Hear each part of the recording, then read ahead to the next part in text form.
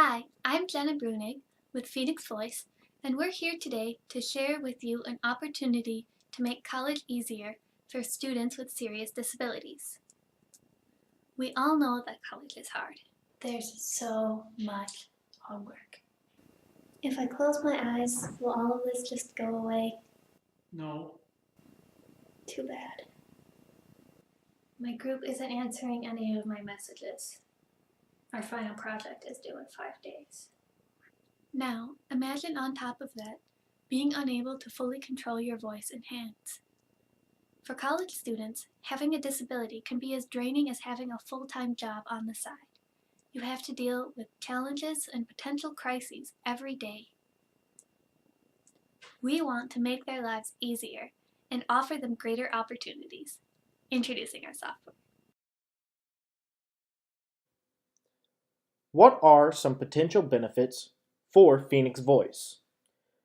Well, for starters, we would see an increased high school matriculation of disabled students, which would be incredible, as well as an improved communication between both the disabled students and their teachers, allowing for, if need be, a more personal relationship to understand, for both the student to understand what's going on in class and for the teacher to understand this new technology that the student is using. It'll also really make Blackboard a lot easier to use with a lot more shortcuts that they otherwise wouldn't be able to access if they were not disabled. It will also generally improve lives. With a higher matriculation rate, we'll see a higher education rate among individuals and children. And it could overall allow these students who are disabled and potentially relied upon an extra care of service to kind of operate by themselves and be successful without that extra help that they may already need.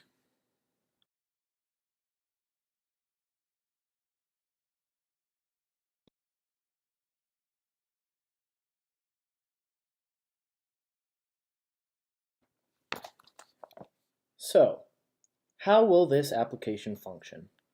Well, the app will function very similar as to if somebody was actually present helping out the individual in class. The app will feature a shortcut to the Blackboard app that allows the student to, be up to date with all the current class goings. It will offer a raise hand button for whenever they want to answer a question in class. And it will also offer various emergency buttons pertaining to one's individual need, such as a panic or oncoming seizure button. And along with this, the app will also be integrated with eye tracking software to allow students who are not able to type still participate in class and as well use the sidebar chat that allows the student to directly talk with the teacher during class.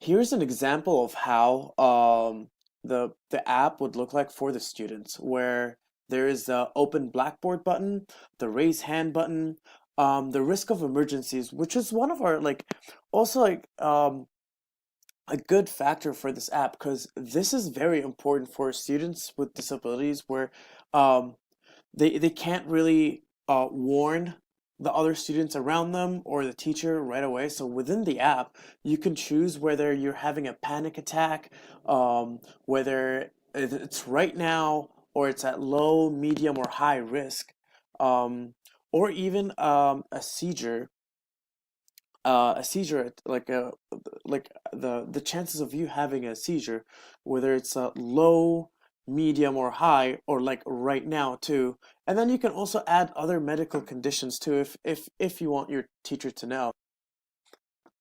Um, and then also within that you can choose whether like for example you can add the option where if you're having a panic attack, what instruction would you like to give to your teacher so that the teachers know what to do if in case of that emergency ever happens? So this is what the teacher can see.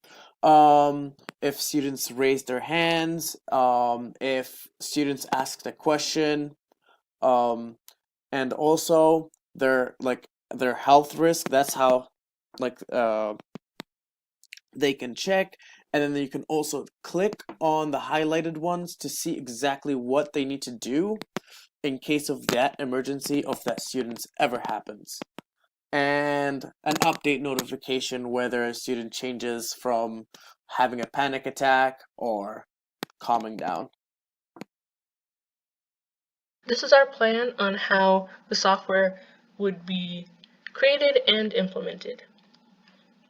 So our strategy would be to distribute the software to schools, and then the schools can further distribute the software into individual classrooms and the students who need the software. So the software would work with existing technology and the way that the technology is already used in classrooms, such as for the teacher, they already have a computer in their classroom, which the software would then be open on. And for the student, in this situation, they would have their eye tracking technology, and the software would just be installed onto that. Using the software in real time is really helpful because it would allow the professor to know what is going on and be able to respond in the moment to improve the environment. And of course, again, the benefits of having this software is that it helps these students have some control and be more independent in the classroom by using assistive technology for communication with the professor.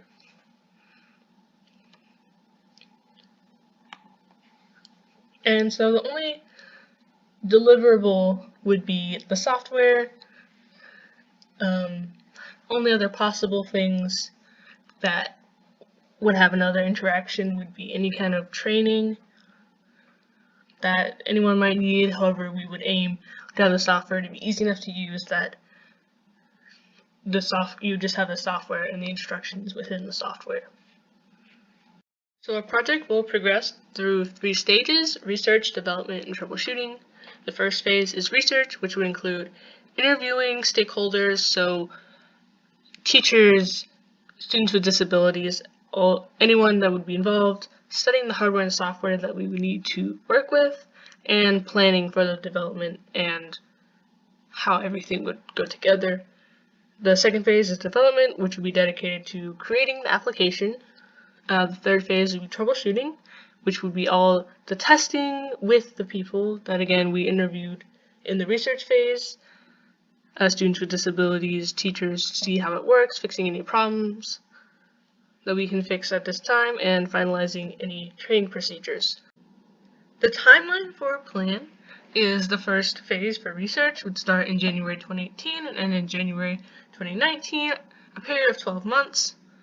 And we start with 10 people working 48 weeks, 40 hours a week, which would be 19,200 hours. The second phase is development, which would start in January 2019 and go to January 2021, a period of 24 months. It would up the number of people.